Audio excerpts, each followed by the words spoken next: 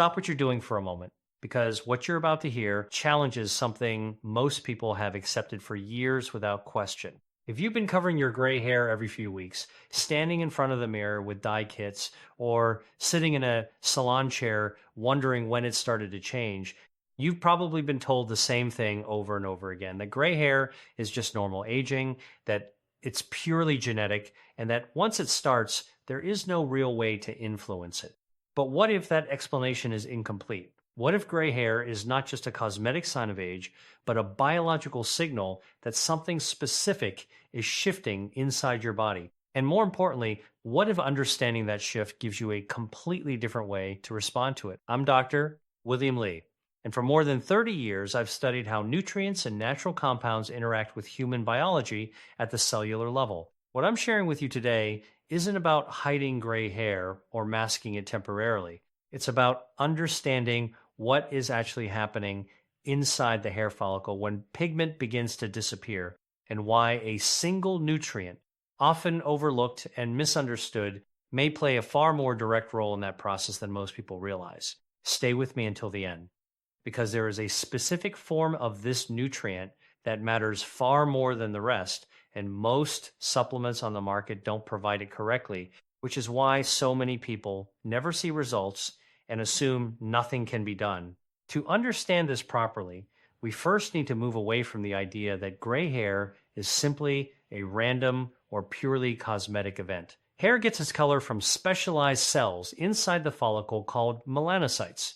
These cells produce melanin, the pigment responsible for the natural color of your hair. When you're younger, these melanocytes are active and efficient, continuously producing pigment that keeps hair rich and dark or naturally colored, depending on your genetics. But over time, something begins to shift at the biological level. Around mid-adulthood, many researchers have observed changes inside the follicle environment that affect how well these pigment-producing cells function. One of the key factors that has been studied in scientific literature is the gradual buildup of oxidative stress inside the follicle, particularly involving a molecule called hydrogen peroxide. This is the same compound known in everyday life as a mild bleaching agent, and interestingly, your body produces it naturally in small amounts as part of normal cellular metabolism. Under healthy conditions, the body keeps it under control through protective enzymes, one of the most important being Catalase, which breaks hydrogen peroxide down into harmless components before it can cause damage. The issue researchers have identified is that with age, Catalase activity appears to decline in certain tissues, including hair follicles. When that protective system becomes less efficient, hydrogen peroxide can begin to accumulate gradually. Over time, this creates an environment that is less favorable for melanocytes, the very cells responsible for producing pigment. In scientific studies examining hair follicles at different ages, researchers have observed this pattern repeatedly. Reduced catalase activity alongside increased oxidative buildup inside the follicle environment.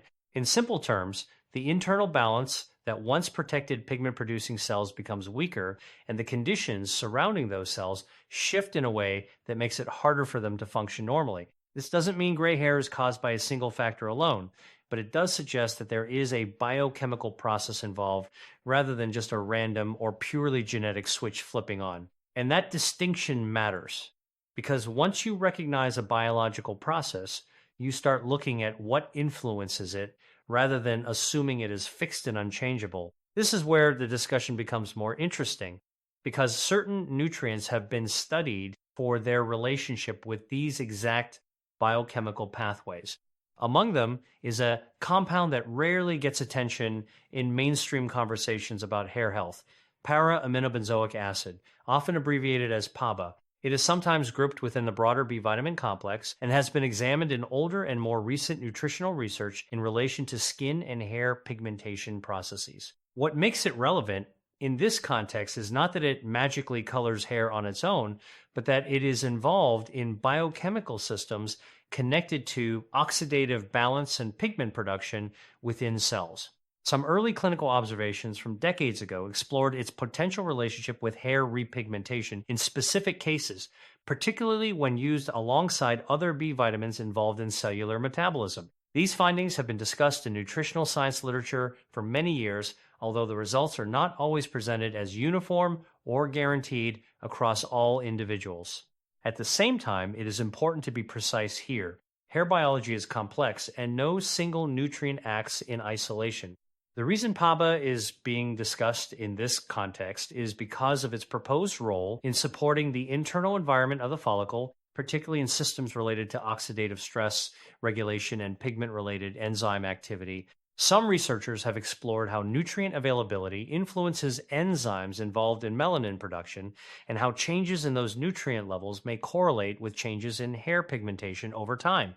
This is not a simple on-off mechanism, but rather a gradual biological shift influenced by multiple internal factors. What we will explore next is how this nutrient interacts with those systems, more specifically, why its form matters more than most people realize, and why the source, whether supplemental or dietary, can significantly affect how it functions in the body. As we go deeper into this, it becomes important to understand that nutrients like PABA are not working in isolation inside the body. If we reduce the entire process to a single magic ingredient, we miss how human biology actually functions. Inside every hair follicle, there is a constant interaction between oxidative balance, enzyme activity, nutrient availability, and cellular communication. What researchers have explored in relation to PABA is not a direct color restoration switch, but its involvement in supporting biochemical conditions that allow melanocytes to function more effectively. One of the key ideas discussed in nutritional biochemistry is the role of enzyme systems that help regulate oxidative stress. Catalase is one of those enzymes, and while it is often mentioned in simplified explanations, in reality it works as part of a much larger antioxidant network. This network includes multiple vitamins, minerals, and cofactors that all contribute to maintaining cellular stability. When that system is functioning well, hydrogen peroxide and other reactive molecules are kept under control. When that balance shifts over time, oxidative stress can increase inside sensitive structures like hair follicles, creating an environment where pigment-producing cells become less efficient. PABA has been studied in relation to these broader metabolic systems, particularly because it belongs to the B vitamin complex family and participates in several cellular pathways connected to growth and maintenance processes. Historically, some early research suggested that individuals experiencing premature graying showed improvement in hair pigmentation when certain nutritional combinations were introduced, including PABA, along with other B vitamins like pantothenic acid and folate. These observations led researchers to explore whether nutritional support could influence the internal conditions of the follicle in a meaningful way. However, it is important to understand that these findings were not universal, and results varied significantly depending on individual biology, baseline nutrient status, and other health factors. Another important concept that modern research has highlighted is that nutrient absorption and utilization are not just about what you consume, but also how your body processes and distributes those compounds. This is where the gut microbiome becomes relevant.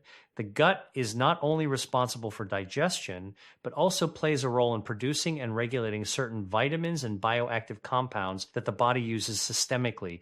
Some strains of gut bacteria are involved in the production of B vitamins, and changes in microbiome composition with age have been observed in multiple studies. As diversity in gut bacteria shifts over time, the body's internal production and recycling of certain nutrients may also change, potentially influencing systems like skin and hair health indirectly. Researchers have noted that aging is often associated with a reduction in microbial diversity, and this can affect how efficiently the body maintains certain metabolic pathways. While this does not mean the gut microbiome alone determines hair color, it does contribute to the overall biochemical environment in which melanocytes operate. When you combine this with oxidative stress changes and enzyme activity shifts, you begin to see that gray hair is not the result of a single event, but rather a gradual accumulation of small biological changes over time. At this point, the discussion naturally moves toward how people try to intervene in this process. Many approaches focus on external solutions, such as hair dyes, which create a cosmetic layer over the problem rather than addressing the internal biology. Others look towards supplementation, aiming to supply nutrients like PABA directly. But even here, the effectiveness depends heavily on form, dosage, and how well those compounds are actually absorbed and utilized in the body. This is why some individuals report noticeable changes while others see no difference at all, even when using similar products. Before we move forward into the specific dietary source that is often highlighted in this discussion, it is important to keep one thing clear. None of these mechanisms operate in isolation, and no single intervention guarantees reversal of gray hair. What the research does suggest, however, is that the follicle environment is responsive to internal biochemical conditions, and those conditions can, in theory, be influenced through nutrition, lifestyle, and metabolic support over time. Now, with that foundation in place, the next part focuses on where this nutrient is actually found in food form, how it interacts with other cofactors, and why some sources may be more biologically effective than isolated supplements. Building on that foundation, the discussion naturally shifts from isolated nutrients to real-world food sources because in human biology, nutrients rarely act alone. They are delivered, absorbed, and activated alongside a network of other compounds that influence how effectively they function inside the body. This is especially important when we talk about compounds like PABA, which are often discussed in isolation but actually operate within a much broader nutritional context. One of the most frequently mentioned dietary sources in this conversation is Blackstrap molasses. It is the thick, dark byproduct left after sugarcane has been processed multiple times to extract sugar. While most people associate it with sweetness or baking, nutritionally it contains a dense profile of minerals and B vitamin related compounds. What makes it relevant here is not just the presence of PABA itself, but the combination of cofactors that come alongside it. These include minerals like iron, copper, magnesium, and small amounts of other B vitamins that collectively participate in energy production and cellular maintenance processes. From a biochemical standpoint, this matters because enzymes involved in pigmentation and oxidative balance do not function in isolation. For example, copper is a required cofactor for tyrosinase, an enzyme directly involved in melanin production inside melanocytes. Iron plays a role in oxygen transport and cellular energy metabolism, which indirectly supports follicle function. Magnesium is involved in hundreds of enzymatic reactions throughout the body, many of which contribute to normal cellular repair and maintenance. When these nutrients are present together in a food matrix, they may interact in ways that differ from isolated supplementation, particularly in terms of absorption dynamics and metabolic utilization. This is where some nutritional researchers argue that whole food sources can offer advantages over single compound supplements, not because they are inherently stronger in a simplistic sense, but because they provide a broader biochemical context.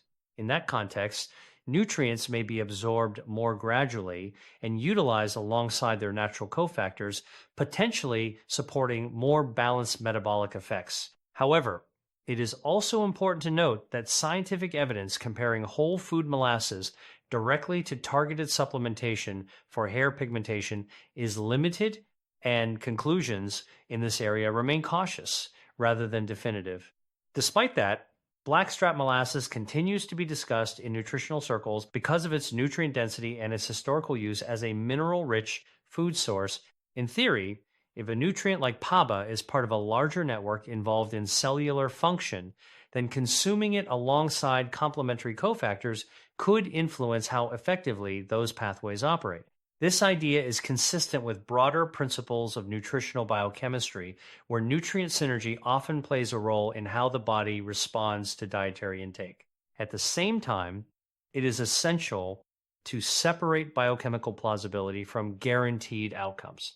While the internal environment of the hair follicle is influenced by nutrition, it is also shaped by genetics, age-related changes, hormonal factors, and cumulative oxidative stress over time. This means that even when nutritional support is optimized, responses can vary significantly between individuals. Some may notice improvements in hair texture or appearance, while others may see little to no visible change in pigmentation.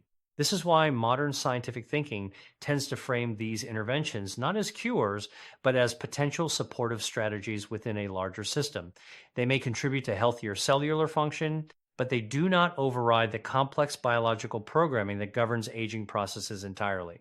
Understanding this balance is key to interpreting the claims around gray hair reversal in a realistic and evidence-based way. With that in mind, the next section moves from dietary sources into practical application and real-world usage patterns, how people typically structure these nutrients in daily routines, what variables affect outcomes, and why consistency over time becomes a central factor in any nutritional approach targeting hair biology. Now we move from theory into what people actually try in real life, because this is where most of the confusion around gray hair solutions begins.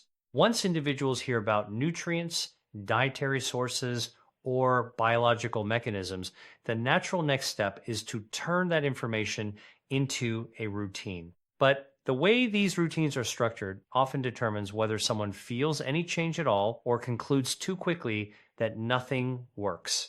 In practice, most nutritional approaches to hair health are not about short bursts of intervention.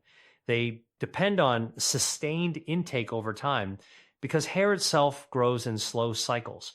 Each strand passes through phases of growth, rest, and shedding, and pigment is incorporated during the active growth phase.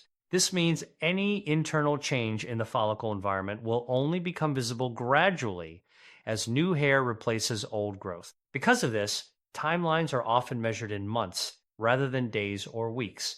And this alone is one of the biggest reasons people misunderstand nutritional approaches to pigmentation support. When people introduce foods like Blackstrap, Molasses, or supplements containing PABA into their routine, the expectation is often immediate, visible change. However, biologically, the process is far more incremental.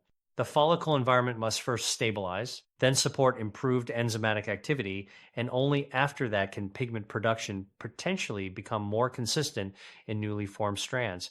Even then, changes may appear subtle at first, differences in shine, texture, or the rate at which new gray strands appear before any noticeable shift in color is observed. Another key factor that influences outcomes is consistency. Nutrients involved in enzymatic function are not stored in large reserves for long-term use in the same way some fat-soluble vitamins are. Instead, they participate in ongoing metabolic reactions that require regular replenishment. This is why sporadic use of a nutrient-rich food or supplement rarely produces meaningful physiological change. The body responds to patterns over time, not isolated events. When intake is irregular, the biochemical environment fluctuates, and any potential support for follicle function becomes inconsistent as well. At the same time, individual variability plays a major role. Two people can follow the same dietary approach and experience completely different outcomes due to differences in genetics, baseline nutrient status, gut microbiome composition, hormonal balance, and overall metabolic health. This variability is not unique to hair biology. It is a fundamental feature of human nutrition research. It is also why clinical studies in this area often show mixed or partial results rather than uniform outcomes across all participants. This brings us to an important point about expectations. Nutritional strategies are often misunderstood when they are framed as direct fixes for visible aging signs. In reality, what they can realistically influence is the internal environment that supports cellular function. Whether that translates into visible changes in hair pigmentation depends on multiple downstream factors that are not fully controllable through diet alone. Despite these limitations, there is still scientific interest in how long-term nutritional status affects aging tissues, including skin and hair. Researchers continue to explore how oxidative stress, micronutrient availability, and metabolic health interact over time. What emerges from this body of work is not a simple reversal mechanism, but a more complex picture in which biological aging can sometimes be influenced at the margins depending on conditions. With that understanding, the next part of this discussion focuses on external factors that may interfere with these internal processes, particularly common hair care practices and chemical exposures that can affect follicle health over time and how they fit into the broader biological picture. We have been building DOT. It becomes important to look beyond nutrition and consider what is happening externally, because the hair follicle does not exist in isolation from its environment. Everything applied to the scalp over time becomes part of the biological context in which melanocytes are trying to function. This is where everyday habits, especially cosmetic routines, start to matter more than most people realize. One of the most common practices worldwide is the regular use of permanent hair dyes. For many individuals, this becomes a routine every few weeks or months, often without much thought about what is actually happening at the chemical level. Permanent dyes typically rely on an oxidative process to change hair color. This process often involves hydrogen peroxide or similar oxidizing agents, which are used to open the hair cuticle and allow color molecules to penetrate the hair shaft. While this method is effective for producing long-lasting color, it also introduces oxidative activity directly to the scalp and follicle environment. From a biological perspective, this is significant because the same oxidative stress pathways we discussed earlier are already active internally as part of aging. When external oxidizing agents are repeatedly applied, they may add to the overall oxidative burden experienced by the follicle. Over time, this can contribute to a more challenging environment for pigment-producing cells, especially in individuals whose natural antioxidant systems are already less efficient due to age-related changes. This does not mean hair dye directly causes gray hair in a simple way, but it does mean it interacts with the same biological systems involved in pigmentation. Scientific studies examining long-term use of oxidative hair dyes have explored associations with scalp health and cellular stress markers. While results vary and do not point to a single definitive conclusion, some research has raised questions about cumulative exposure to these chemicals and their potential impact on follicular biology. The key takeaway from this body of work is not alarm, but awareness that repeated chemical exposure is not biologically neutral, particularly when applied directly to living tissue over long periods of time. This is where many people find themselves in a cycle without realizing it. As natural graying progresses, hair dye is used to restore appearance. However, the process that allows the dye to work relies on oxidative chemistry, which may interact with the same systems involved in pigmentation maintenance. At the same time, the underlying biological changes that led to graying continue to progress with age. This creates a situation where external coverage and internal change are happening in parallel, but not necessarily in the same direction. Because of this, some individuals begin exploring alternatives that reduce chemical exposure while still maintaining cosmetic appearance. Semi-permanent dyes, plant-based colorants, and non-oxidative options are often discussed in this context. These approaches generally avoid strong oxidizing agents, which makes them less aggressive toward the hair shaft and scalp environment. However, they also tend to behave differently in terms of durability and color intensity, which means they are not always a direct substitute for permanent dyes in terms of aesthetic outcome. From a biological standpoint, the relevance of these alternatives lies in reducing repeated oxidative stress at the scalp surface. While this alone does not reverse gray hair, it may support a less chemically burdened environment for individuals who are also focusing on internal, nutritional, and metabolic factors. In other words, external practices and internal biology are connected, but they operate on different levels and timelines. At this stage in the discussion, we can see that gray hair is not the result of a single cause, nor is it influenced by a single solution. It emerges from a combination of internal biochemical changes and external environmental exposures over time. This brings us to the final part of the story, where we step back and look at the broader implications, what this means in practical terms, what can realistically be influenced, and how people can make informed decisions based on both biology and expectation rather than assumptions alone.